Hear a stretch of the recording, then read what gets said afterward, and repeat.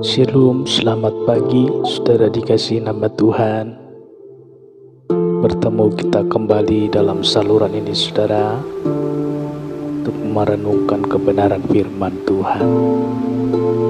Kita baca kebenaran firman Tuhan yang terambil dari Lukas 10 ayat 37. Demikian kebenaran firman Tuhan. Jawab orang itu, orang yang telah menunjukkan belas kasihan kepadanya. Kata Yesus kepadanya, pergilah dan berbuatlah demikian. Kita butuh kasih karunia Tuhan untuk bisa mengasihi orang lain. Nah, Bapak Ibu Saudara dikasihi nama Tuhan, apa yang dimaksud dengan kasih karunia? Kasih karunia adalah bantuan dan kekuatan dari surga yang kita terima melalui Tuhan Yesus Kristus. Singkatnya, kasih karunia adalah kuasa dari Tuhan Yesus, saudara.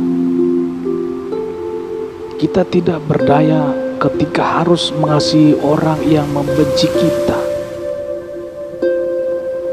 Kita tidak mampu mendoakan orang yang menghancurkan hidup kita, saudara. Kita tidak bisa membalas kejahatan dengan kebaikan.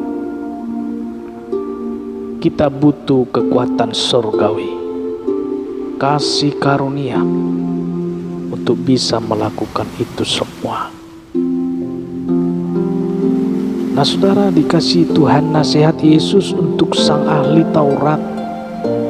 Yesus meminta ia meneladani perbuatan orang Samaria yang murah hati. Sebuah nasihat yang tidak mudah untuk dijalankan, saudara. Jangankan mengasihi orang yang memandang kita dengan sebelah mata. Dengan saudara sendiri pun kita gagal melakukan, saudara.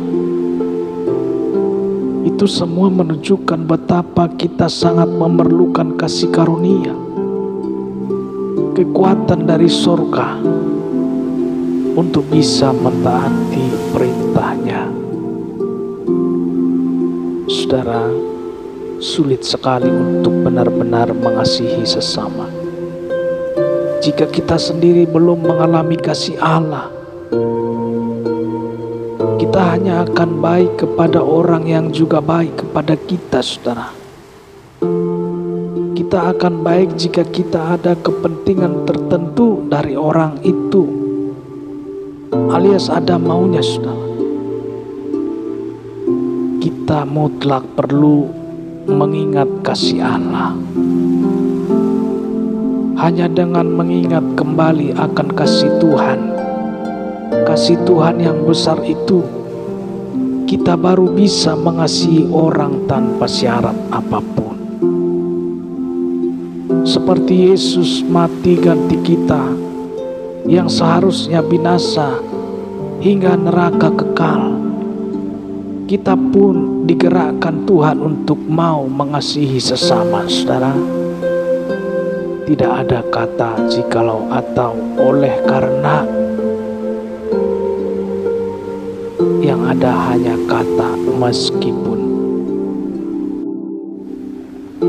meskipun ia jahat terhadap saya tetap mengasihinya.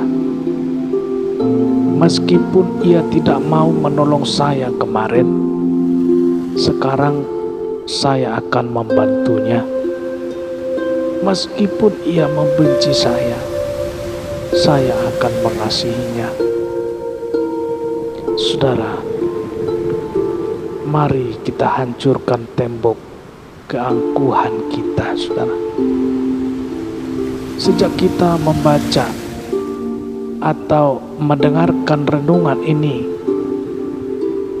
mohon kepada Tuhan untuk menghancurkan tembok-tembok kesombongan kita.